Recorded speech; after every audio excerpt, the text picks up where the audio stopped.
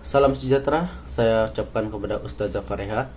Hari ini kami akan membentangkan MPU 21032, Etika dan Peradaban yang bertajuk Fungsi dan Peranan Selat Melaka sebagai Pusat Peradaban dan Etika.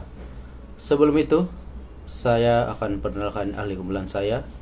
Yang pertama ialah Asnawi bin Yusuf, kedua yaitu saya sendiri, Alfred Gentinio, ketiga Muhammad Aidil bin Ardinsyah, dan terakhir ialah Jude Elvin Jaulib. Isi kandungan yang terdapat dalam pembentangan kami ialah pengenalan, sejarah, aspek pemerintahan, aspek perdagangan, aspek budaya, dan kesimpulan. Okay, bismillahirrahmanirrahim. Assalamualaikum warahmatullahi wabarakatuh. Saya Asnawi bin Yusuf, matrix number 07 DKM 21F 1029. Jadi pada hari ini saya ingin menerangkan sedikit pengenalan tentang etika dan peradaban, yang di mana etika peradaban sudah wujud telah lama sejak zaman dahulu lagi. Jadi ia mempengaruhi perkembangan peradaban di tanah Melayu, terutamanya pada zaman Kesultanan Melayu Melaka. Jadi kemajuan teknologi dan kemodenan ini menjadi cabaran utama untuk mengembangkan dan mengekal etika dan peradaban masyarakat di dunia melalui etika dan peradaban.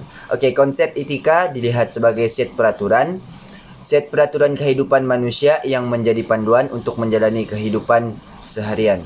Okay, etika dan peradaban penting untuk diamalkan kerana ia melambangkan identiti sebuah masyarakat. Jude Elvin Jaulib akan membentangkan tentang sejarah Selat Melaka. Jadi Selat Melaka adalah selat terletak di antara semenanjung Melayu. Antaranya ialah Thailand, Malaysia dan Singapura.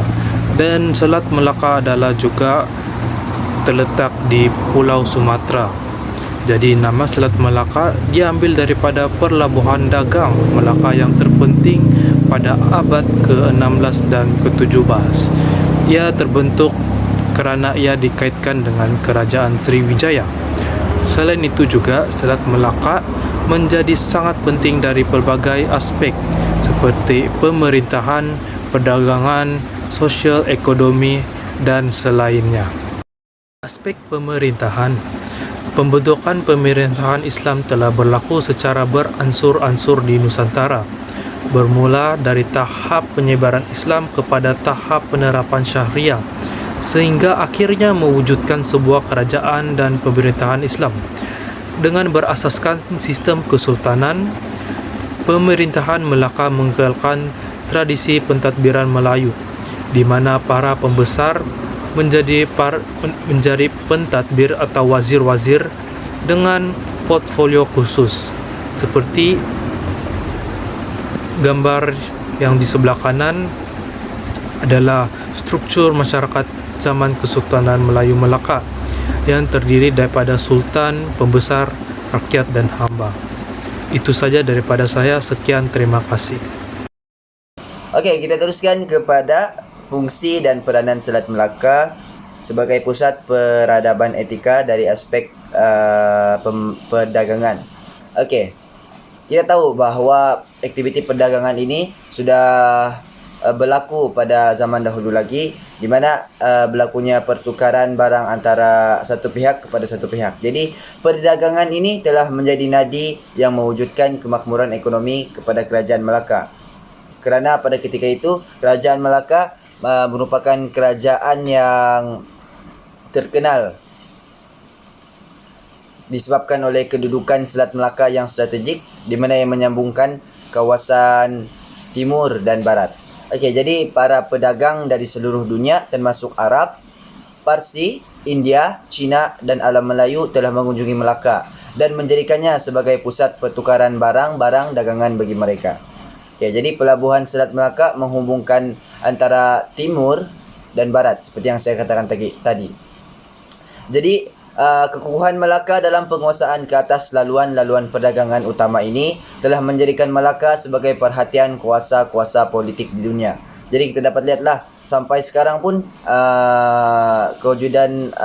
disebabkan kewujudan Selat Melaka tu dia memberi kelebihan lah kepada negara Malaysia dari segi pelabuhan. Ini dapat dicontohkan juga kepada negara Singapura. Negara Singapura merupakan sebuah negara yang mempunyai pelabuhan yang agak strategik. Okey, ini merupakan antara contoh barang-barang yang didagangkan di pelabuhan. Okey, yang pertama adalah 400, kedua permata, ketiga peluru, yang keempat tembikar dan yang kelima ialah bijiring.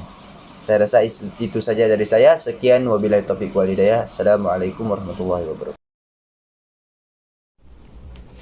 Seterusnya, saya akan membentangkan peranan Selat Melaka sebagai pusat peradaban dan etika dari aspek budaya. Interaksi perdagangan di sepanjang Selat Melaka telah menjadi tonggak utama dalam penyebaran budaya agama dan Islam. Perdagangan dari berbagai latar belakang etnik dan agama, termasuk Arab, Eropa, dan China, saling berinteraksi di pelabuhan-pelabuhan maju di kawasan ini. Mereka tidak hanya berdagang, tetapi juga saling memperlihatkan budaya dan agama mereka. Contohnya, penggunaan bahasa Arab seperti Assalamualaikum menjadi salah satu contoh bagaimana budaya Arab meresap ke dalam masyarakat tempatan. Keberagamaan ini juga mencipta sifat hormat menghormati sesama agama yang turut mewujudkan keharmonian dalam suasana pelabuhan Selat Melaka. Interaksi pelbagai budaya termasuk Arab, Belanda, dan Portugis telah mencipta landscape budaya yang kaya dan berwarna. Bahasa Melayu pada masa itu menjadi lingua franca atau bahasa perantara yang berkemungkinan berkomunikasi antara berbagai kelompok etnik dan budaya.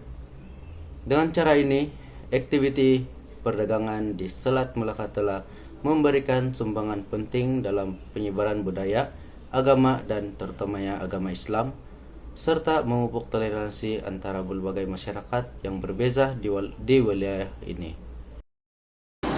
Baiklah, sebelum saya memulakan pembentangan saya mengenai kesimpulan dari tajuk yang kami pilih, izinkanlah saya memperkenalkan diri saya terlebih dahulu.